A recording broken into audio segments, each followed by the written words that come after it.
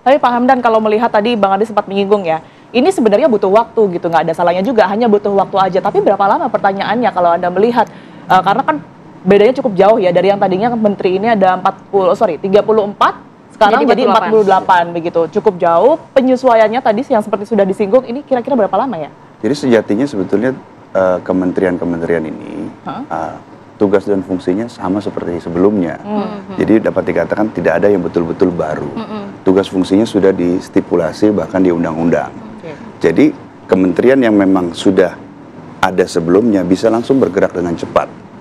Kementerian Pertanian misalnya. Tapi Ade nggak tahu kantornya di mana.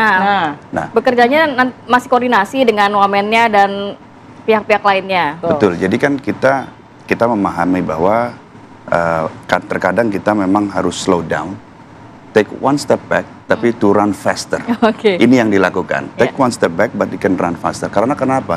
Karena terjadinya terfokus, kabinet yang terfokus. Jadi setiap menteri dan wakil menteri itu menangani bidang-bidang yang memang membutuhkan jawaban-jawaban strategis. Ada istilah di dalam manajemen itu yang dipopulerkan oleh Profesor Chandler, structure, follow strategy.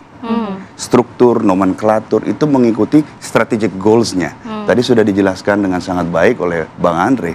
Target utamanya apa? Misalnya percepatan ekonomi yang tumbuh hingga 8%. Terus kemudian Pak Prabowo sangat berkomitmen untuk menghapus kemiskinan ekstrim dari Indonesia. Yang sekarang itu sekitar 0,8% dalam waktu 1-2 tahun. Maka perlu ada seperti yang disampaikan Bang Andre, perlu ada terobosan-terobosan. Inilah yang akan diupayakan dengan kementerian yang terfokus, yang sebetulnya dengan spesialisasi sebetulnya menjadi lebih ramping. Karena waktu, ingat ketika kita berbicara budget, time is also money. Pasti. Dengan yang terspesialisasi dan terfokus, tiap menteri dan wakil menteri mempunyai lebih banyak waktu untuk menargetkan dan menyelesaikan tugas-tugas yang diberikan. Saya berikan asumsi misalnya begini. Satu menteri misalnya, menteri tadi Bang Andre bilang menteri koperasi dan UMKM.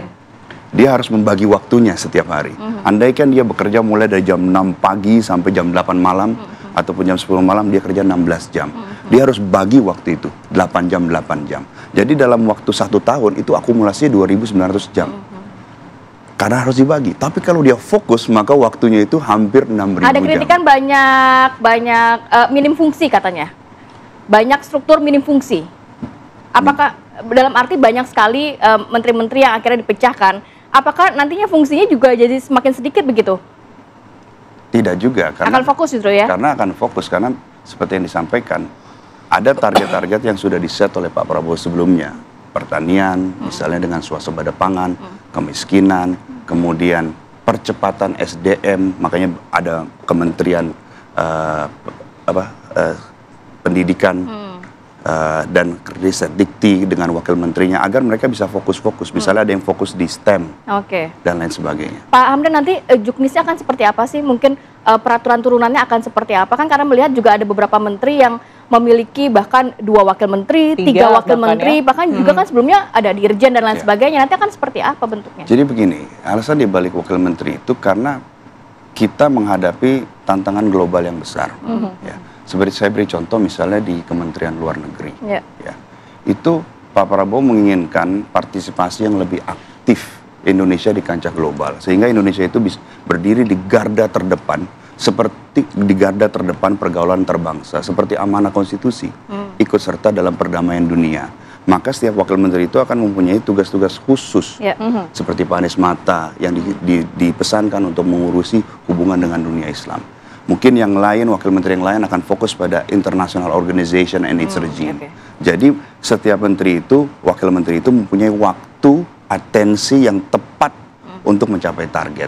Dan juga karena statusnya sebagai wakil menteri, maka beliau pun mempunyai gravitas ketika berbicara di dunia internasional. Memiliki gravitas untuk berbicara di dunia internasional. Saya akan minta pandangan Bang Andreas terlebih dahulu yang sudah tersambung melalui Zoom. Bang Andreas, silakan. Ya, terima kasih. Artinya yang pertama kita lihat bahwa setelah Undang-Undang Kementerian Negara direvisi, ya kita tahu bahwa ya Presiden mempunyai hak prerogatif dan hak prerogatif itu diperluas dengan tidak adanya batasan atau tidak terbatas untuk ya menyusun kabinetnya. Seberapa aja presiden menghendaki itu bisa dilakukan, dan ini konsekuensi daripada revisi dari undang-undang tersebut gitu. Nah, kemudian kalau kita lihat dari jumlah kabinet ini, ya ada yang pemecahan yang menurut saya perlu memang. Ya misalnya saya di Komisi 10 itu mitra dan Kemendikbudristek. Kemendikbudristek ini memang dari dulu kita sudah berpikir atau bahkan sudah diusulkan untuk kebudayaannya itu ya berdiri sendiri gitu. Kementerian, karena ruang lingkup kerja dari kebudayaan itu begitu luas gitu. Dan Kemendikbudnya bisa sendiri, risteknya itu kan sudah ada BRIN sebenarnya. Nah, cuma dengan pemecahan yang sekarang, ya saya kira juga ya ada konsekuensinya pasti. Konsekuensinya pada koordinasi, konsekuensinya pada anggaran, konsekuensinya pada ya fungsi tadi gitu.